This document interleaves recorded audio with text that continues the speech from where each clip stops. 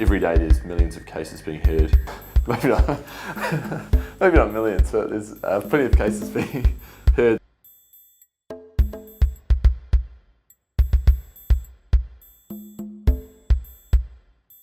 There is, now that you say that, in fact at the minute I'm working on can you believe this, a cropping and grazing licence. Real voyage into the undiscovered. This case was about a search engine having the responsibility to remove search results that are irrelevant or outdated. The repeal of the carbon tax was going through the lower house, summarising draft legislation. It was very politically contentious. Yes, big shopping centre dispute, and essentially the shopping centre opened late. Where you've got a contractor that's building a shopping centre and they're a day late, it's going to affect every single shop in the shopping centre. So it's extremely expensive for not only the shops but also the people that own the shopping centre, and they put that cost back on the people who build it.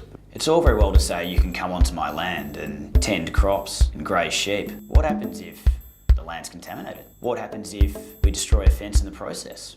And these are the kind of things that you need to think about. The kids have studied this process in legal studies. You'll get a sense of how law in Australia is made. Students are always really interested in their rights of privacy on the internet, their rights in terms of free speech. It's balancing those two interests and getting people to think about what matters to them in terms of rights.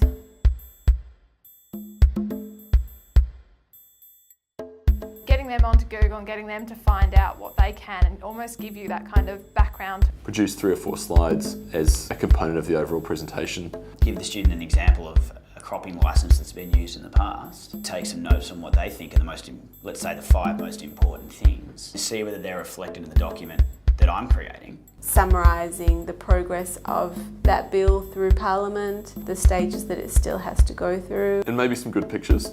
Pictures are always good. Because it's all about being simple in these agreements. You don't want something overcomplicated. A bit of common sense.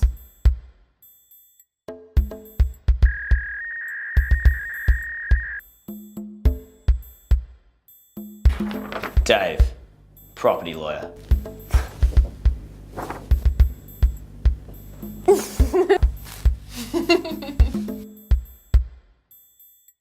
And with any luck getting them up there and maybe presenting with me as well. So.